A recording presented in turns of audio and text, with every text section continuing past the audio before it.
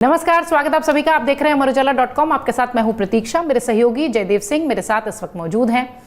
कल यानी कि शनिवार को इलेक्शन कमीशन लोकसभा चुनाव की तारीखों का ऐलान करने जा रहा है।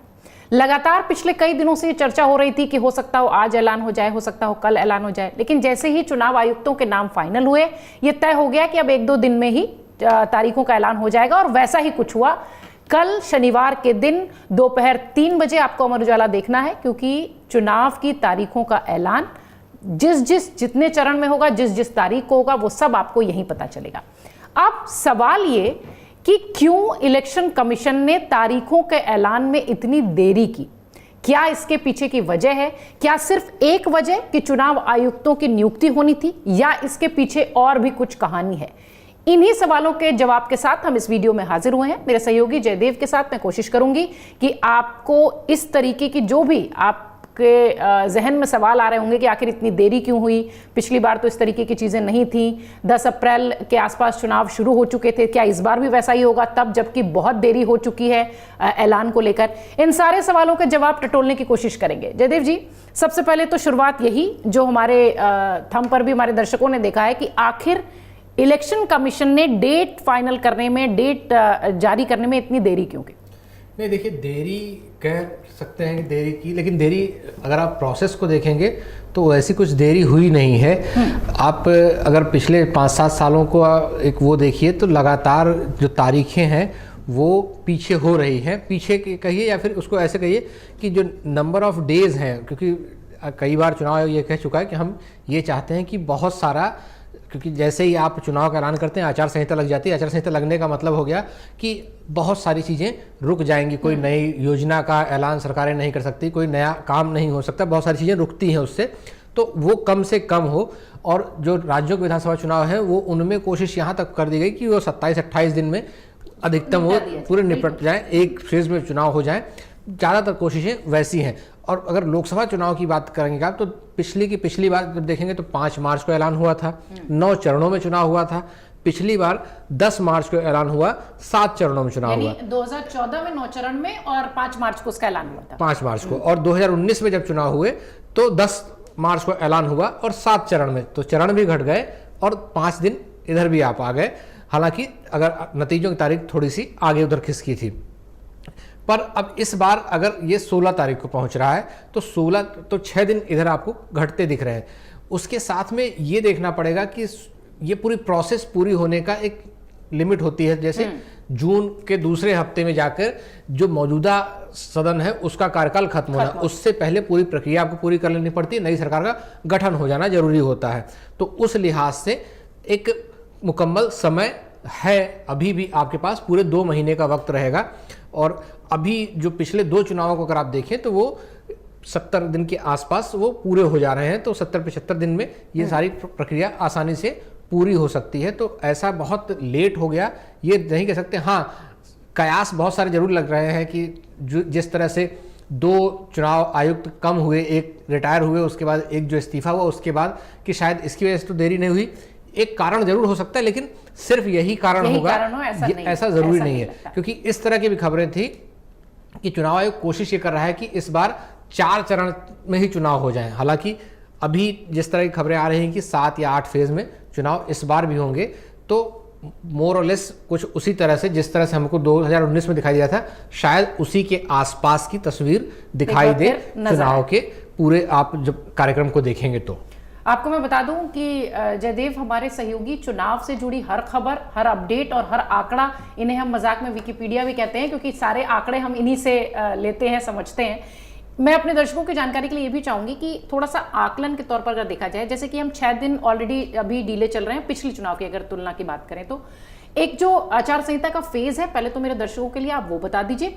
और सबसे बड़ी जो चीज है वो ये कि क्या ये जो ड्यूरेशन या 6 दिन या 1 हफ्ते के जो बढ़ा है, तो क्या इससे चुनाव के पहले चरण पर कोई असर होगा पिछली बार की तुलना में? क्योंकि पिछली बार मुझे जहां तक याद है, आप भी अगर करेक्ट करें, 10 अप्रैल के आसपास पहला चरण, 11 अप्रैल को पहला चुनाव हो गया था। तो वो 10-11 अप्रैल को पहले फेज की वोटिंग जब हुई थी, उसके लिहाज से आप देखें तो अगर 16 तारीख को होता है, जो प्रोसेस होती है, एक पूरी जो नोटिफिकेशन जारी होने से किसी फेज में और उसके बाद वोटिंग तक की, वो कुल 21 दिन की प्रोसेस होती है। अगर उस लिहाज से आप देखें तो 16 तारीख को अगर उसी दिन आचार संहिता लग जाएगी, उसके बाद में अगर उसके एक दिन बाद, या आप कहिए कि शनिवार है चूंकि, तो मान लिया कि 18 तारीख को अगर पहले फेज का नोटिफिकेशन जारी होता है, तो उसके हिसाब से आप देखें तो 21 दिन बड़े आसानी से आपको 13 दिन इधर दिख रहे हैं, 12-13 दिन मार्च के, और 7 दिन उधर आपको चाहिए, तो मतलब 7-8 तारीख के आसपास पहले फेज की तैयारी हो सकती, वोटिंग हो सकती है।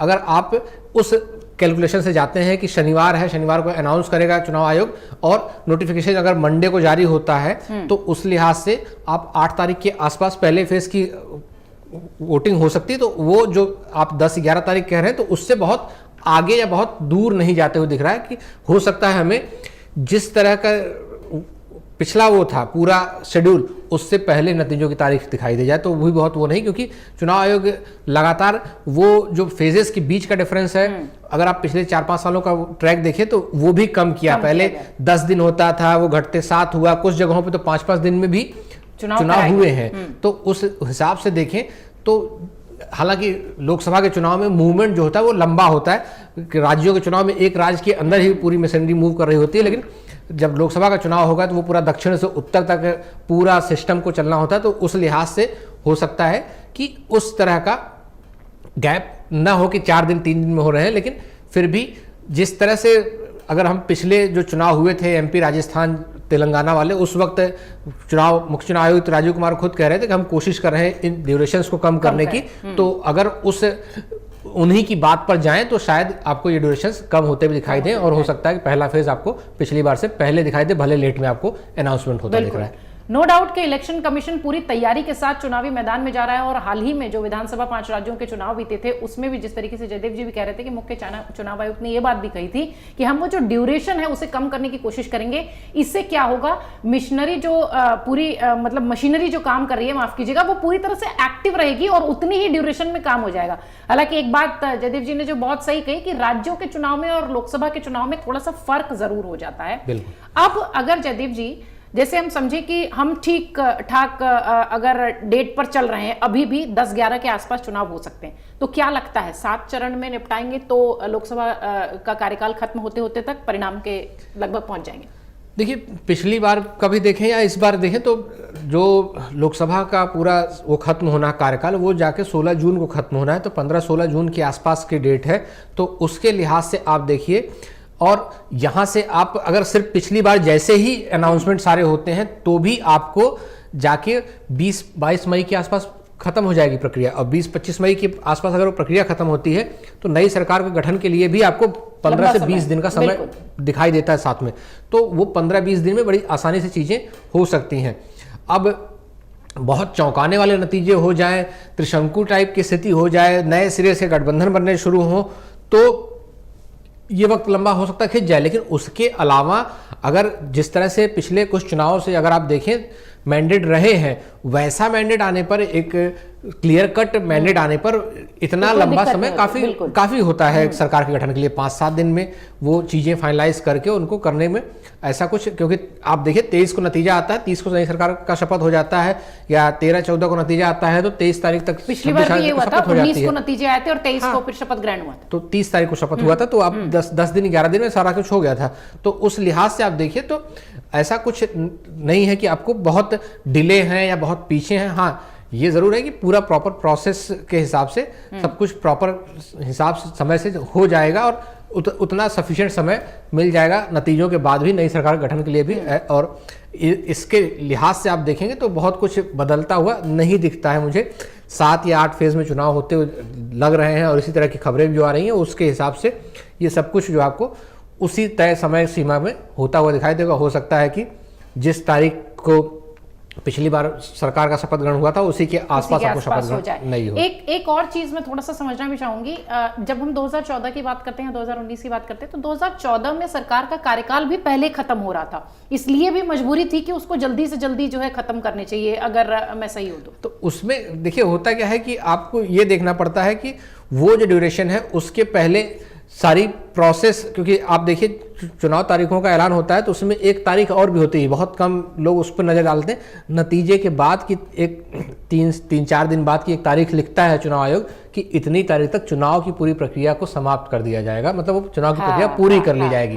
बिल्कुल। तो जाहिर सी बात है कि अगर 20 तारीख या 25 तारीख को कोई नतीजा आ रहा है तो 28-30 तारीख तक प्रक्रिया पूरी हो जाएगी, मतलब प्रोसेस सब कुछ पूरी होके जो जितने भी कैंडिडेट हैं वो चुनाव आयोग की तरफ से सबको सर्टिफिकेट और वो सारी जो प्रोसेस है वो सब पूरा होकर कंप्लीट हो जाएगा। उसके बाद सीधे वो गठन की प्रक्रिया, जो सरकार गठन की प्रक्रिया होती है वो शुरू होती है। तो वहाँ पर आपको एक प्रॉपर टाइम होना चाहिए। तो 15-16 जून के हिसाब से एक अच्छा समय है और उसमें बहुत कुछ लेट होता हुआ नहीं दिखता।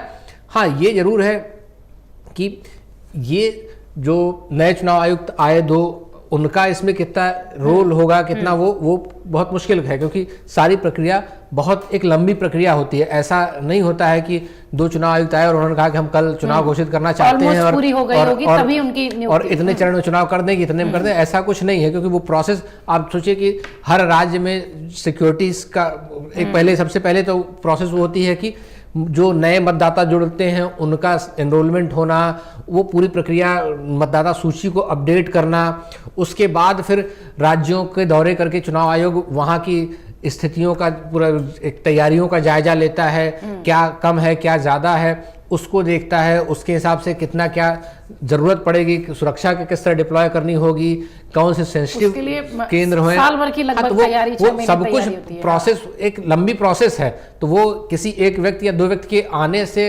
अचानक ऐलान हो जाएगा तो वो प्रोसेस कंप्लीट हो चुकी होगी।